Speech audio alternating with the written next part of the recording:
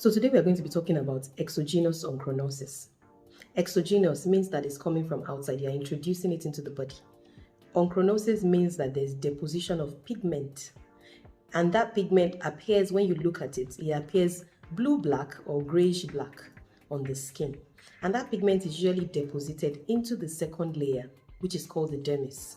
So that's why, as you follow me, you understand why it is more difficult to treat exogenous onchronosis compared to other forms of hyperpigmentation on the skin.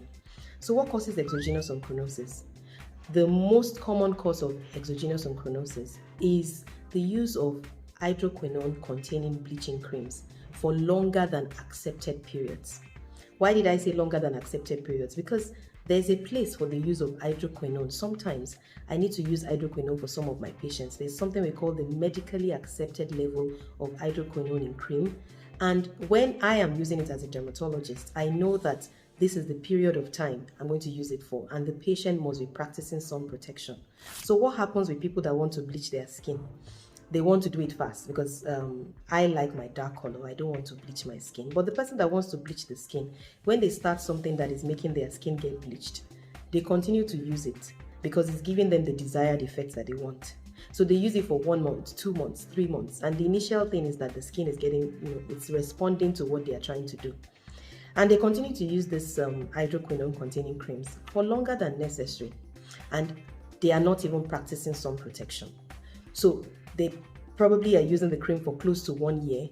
And the next thing is they start to notice these dark patches, especially around these areas, the neck, the lower cheeks, all these areas. They start to see this, we call it symmetrical pigment deposition around the temples. You just see this blue-black color around the area.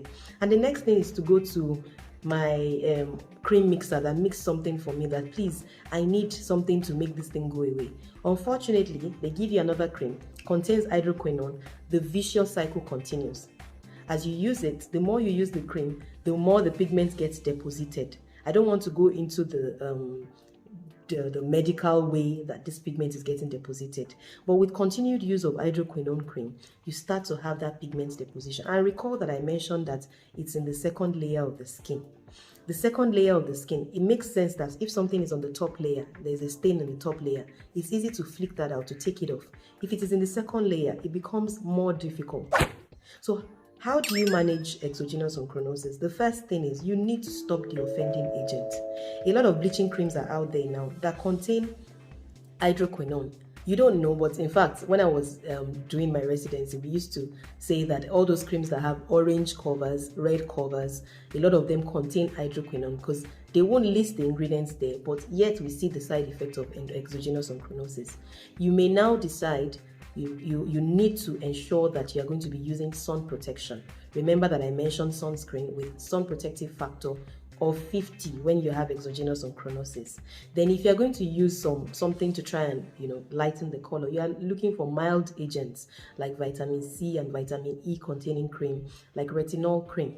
But it is essential that you stop the offending agent. And one of the best ways of taking care of exogenous onchronosis is laser. Laser is pretty expensive and it is not readily available. So before you go for that hydroquinone containing cream, or before you go for that bleaching cream, ensure that you are doing the right thing. Then number 2, ensure that you are ready to face the consequences of the side effects when they happen.